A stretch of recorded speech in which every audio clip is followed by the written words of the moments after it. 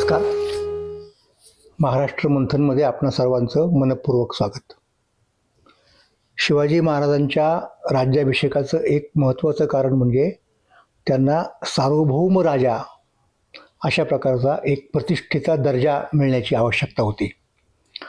आणि गोष्ट अशी आहे की भारतातल्या लोकांची अशी समजूत झाली होती त्या काळामध्ये, पंडित लोकांची सुद्धा, की सार्वभौम म्हणजे कोण? तर दिल्लीचा राजा.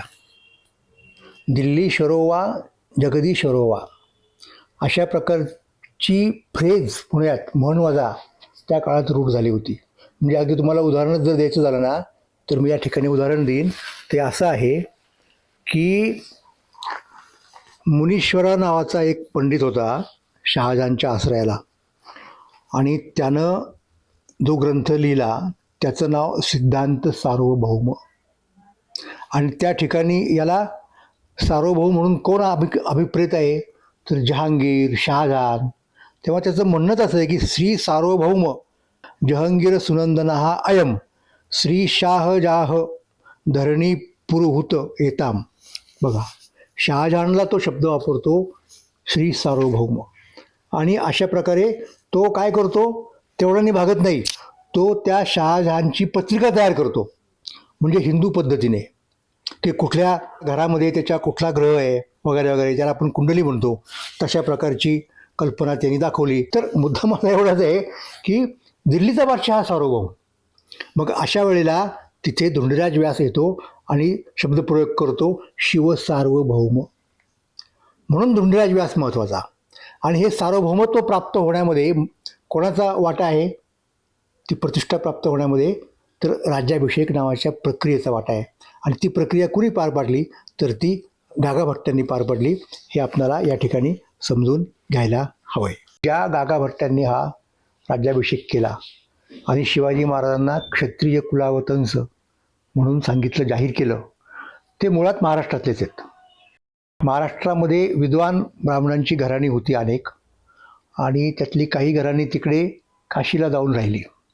त्यामधलं एक महत्त्वाचं घराणं खुद्द गागाभट्टांचं होतं, आणि तिथे ते एस्टॅब्लिश झाले, प्रतिष्ठित झाले काशीमध्ये.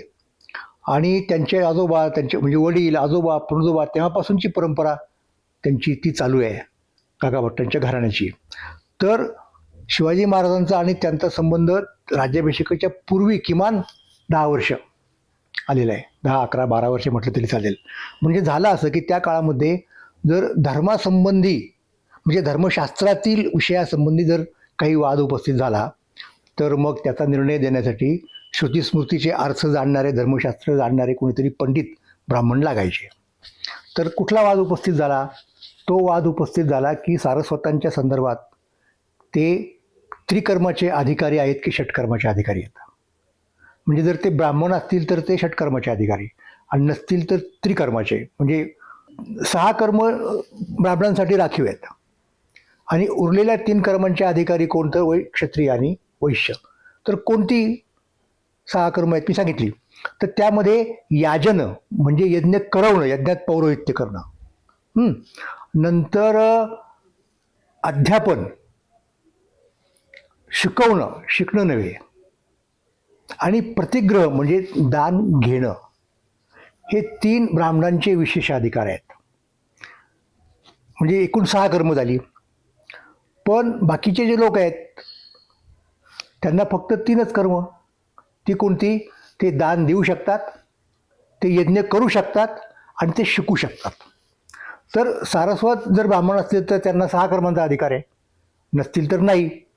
तर ते किती कर्मांचे अधिकारी असा वाद उपस्थित झाला, आणि त्यावेळेला त्या वादाचा निर्णय देण्यासाठी शिवाजी महाराजांनी गागाभट्टांना बोलावून घेतलं होतं.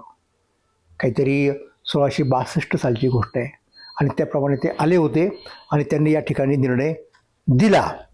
आणि शेनवी जाती निर्णय हे त्यांचं पुस्तक त्या निमित्ताने प्रसिद्ध आहे.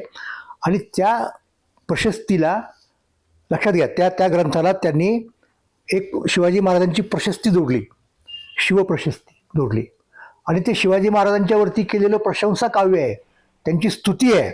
आणि मी तुम्हाला एक गोष्ट सांगतो की समर्थ रामदासांनी जे शिवाजी महाराजांच्याबद्दल लिहिलं नंतरच्या काळामध्ये, त्याच्या अगोदर काही वर्ष केलेली शिवस्तुती आहे. म्हणजे लक्षात घ्या की गागा भट्टांनी शिवाजी महाराजांचा अधिकार केव्हा जाणला होता, तर 1660-62 सालीच त्यांना तो अधिकार त्यांनी जाणला होता. आणि त्याच्यानंतर सुद्धा आणखी एकदा गागा भट्ट महाराष्ट्रात आले. म्हणजे माहिती आहे तुम्हाला, तर शिवाजी महाराजांच्या राज्याभिषेकाच्या वेळेला. पण तेव्हा सुद्धा आणखीन एक वाद उद्भवला होता. तो म्हणजे कोणता, की कायस्थ प्रभूंच्या संदर्भातला, की त्यांच्यावर सुद्धा काही ब्राह्मणांनी आक्षेप घेतला की ते स्वतःला क्षत्रिय समजून बाकीची सगळी कर्म करतात वगैरे, त्यांचे संस्कार मग कसे घ्यायचे, वेदांप्रमाणे की पुराणांप्रमाणे. तर तिथेही गागा भट्टांनी निर्णय दिला सगळ्या लोकांचं म्हणणं ऐकून, आणि तो निर्णय प्रभूंच्या बाजूचा होता. म्हणजे लक्षात घ्या, गागा भट्ट हे त्या काळचे काय म्हणतात त्याला, प्रगमनशील अशा प्रकारचे ब्राह्मण होते. आपण थोडक्यात आत्ता शब्द वापरायचा झाला तर ते पुरोगामी ब्राह्मण होते.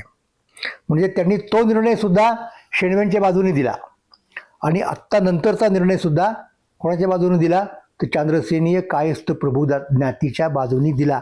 असे हे गागा भट्ट होते. त्यांना शिवाजी महाराज काही अपरिचित नव्हते.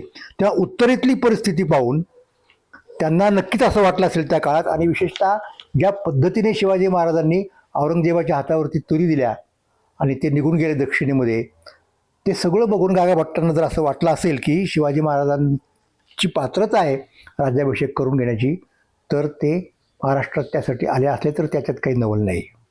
मग ते आल्यानंतर जेव्हा हा प्रस्ताव आला, तेव्हा शिवाजी महाराजांनी म्हणजे खरं असं आहे की अगोदरच्या त्या प्रशस्तीमध्ये राजकुलातील असा शब्द वापरलेला आहे महाराजांच्याबद्दल गागा भट्टांनी. म्हणजे तेव्हाही त्यांची खात्री होती.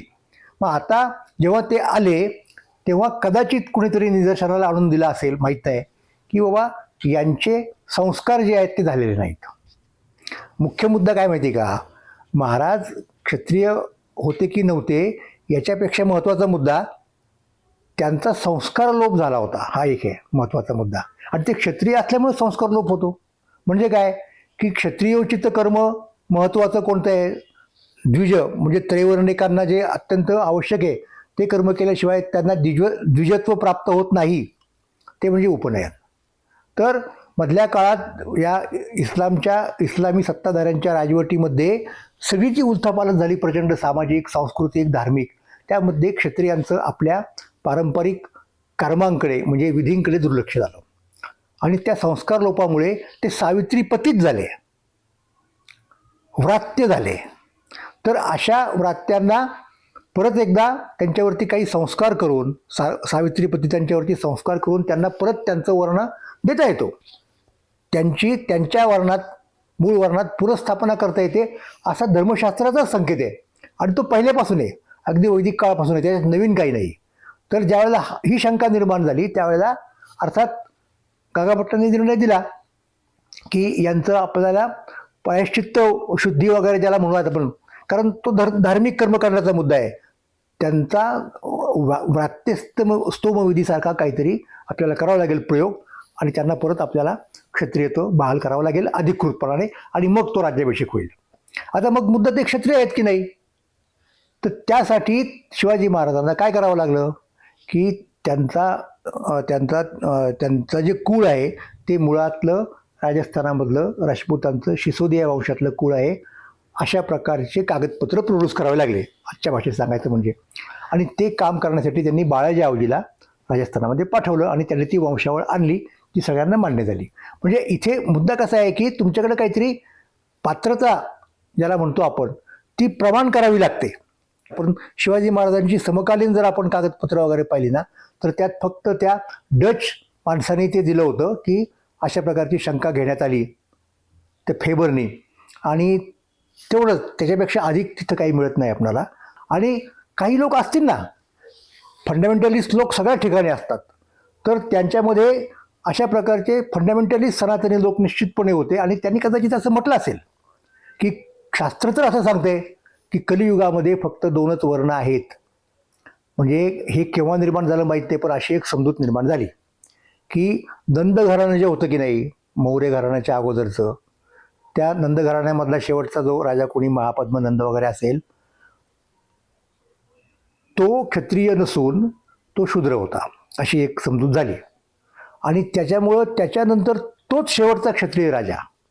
आणि हे का घडलं असेल माहिती का, की नंतरचं जे घराणं मौर्य घराणं, त्यातल्या काही लोकांनी बौद्ध धर्माचा स्वीकार केला, काहींनी जैन धर्माचा स्वीकार केला. त्यामुळं समकालीन ब्राह्मणांना ते आवडलं नसणार कृत्य म्हणून त्यांची संभावना त्यांनी याच्यामध्ये करून टाकली असेल, ही शक्यता आहे. पण सुरुवात त्यांनी कुठनं केली की नंद घराण्याच्या दरम्यानच फक्त 2च वर्ण राहिले कलियुगामध्ये, एक ब्राह्मण आणि दुसरा शूद्र, म्हणजे क्षत्रिय आणि वैश्य नाहीतच, असा तो स्टँड होता. तर गागा भट्टांना स्वतः सोडाच, पण गागा भट्टांच्या घराण्याला हे मान्य नव्हतं. आणि हे मला मुद्दाम आपल्याला सांगायचं आहे आणि ते मला महत्त्वाचं वाटतं सांगणं. काय त्या ठिकाणी आहे, मी तुम्हाला प्रमाण दाखवणार आहे ग्रंथाचं, की गागा भट्टांच्या आजोबांच्या वेळेला हा वाद उपस्थित झाला होता. कोणता? की कलियुगामध्ये क्षत्रिय आहेत की नाहीत. आणि त्यावेळेला कृष्ण नृसिंह शेष नावाचा पंडित होता, अकबराच्या काळातली गोष्ट आहे. त्यानं अशी भूमिका मांडली की कलियुगामध्ये फक्त 2च वर्ण आहेत. आणि त्यांनी एक पुराणातलं वाक्य उद्धृत केलं, कलौ अद्यंतयोः स्थितिः, की कलियुगामध्ये 2च वर्ण आहेत. पहिला वर्ण आद्यंतयोः आणि अंत्य म्हणजे ब्राह्मण आणि शूद्र, हे 2च आहेत. क्षत्रिय आणि वैश्य हे 2 वर्ण कलियुगात नाहीत. आणि या त्याच्या म्हणण्याचा प्रतिवाद गागा भट्टांच्या आजोबांनी केलेला आहे. हे मी तुम्हाला आत्ता या ठिकाणी दाखवतोय. ज्या ग्रंथामध्ये त्यांनी हा प्रतिवाद केला त्या ग्रंथाचं नाव म्हणजे शूद्र कमलाकर.